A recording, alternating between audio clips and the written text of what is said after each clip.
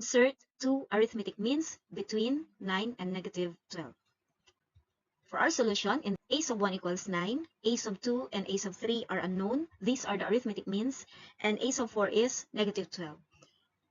Again, we use the formula a sub n equals a sub 1 plus quantity n minus 1 times d, where our a sub n is a sub 4, or negative 12. And the value of n is 4, because there are 4 terms. Substituting, a sub 4 equals 9 plus quantity 4 minus 1 times d, or negative 12 equals 9 plus 3d. We transpose 9 to the left side.